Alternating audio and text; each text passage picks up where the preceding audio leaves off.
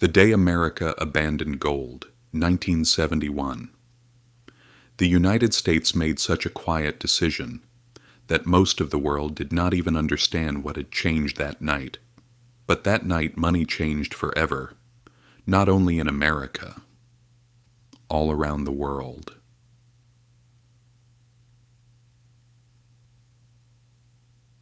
After the Second World War, the world needed order.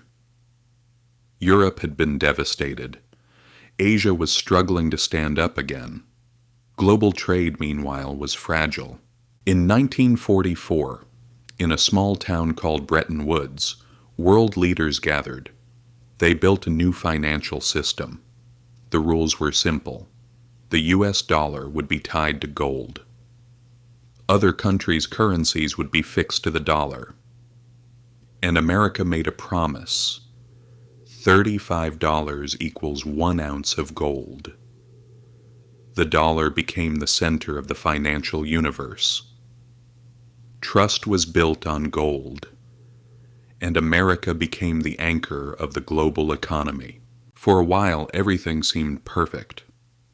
The U.S. economy grew, factories expanded, the middle class strengthened. But in the background there was an unseen problem. America was spending more than it possessed. The Vietnam War, massive social spending, military presence across the world.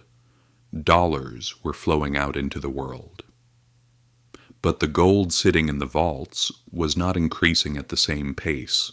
Meanwhile, foreign governments began to notice something. The amount of dollars in circulation was greater than the gold held in America's vaults.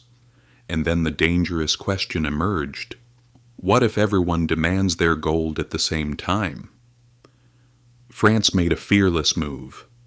They sent ships to exchange their dollars for gold, and with that other nations began to think. The system was beginning to shake, and on the night of August 15th, 1971, President Richard Nixon appeared on television. Calm. Controlled. He announced that the convertibility of the dollar into gold would be suspended temporarily. Temporary. But that decision was never reversed. That night the dollar was severed from gold. Money was no longer metal. Money became belief. On that night in 1971, the world entered a new era together. Money was no longer tied to gold. There was no longer a limit. Central banks could print as much money as they wished, and the first consequences did not take long to appear. By the mid-1970s, inflation erupted. In America, prices began rising rapidly. The oil crisis emerged. Purchasing power started to decline, and people realized something. Money was no longer backed by a physical asset, but by the promise of the state. The system was given a name, the fiat money system. Fiat is a Latin word. It means let it be. In other words, money has value, because the state declares that it does. But here is the strange part. When the gold standard ended, America did not weaken. On the contrary, the dollar grew even stronger.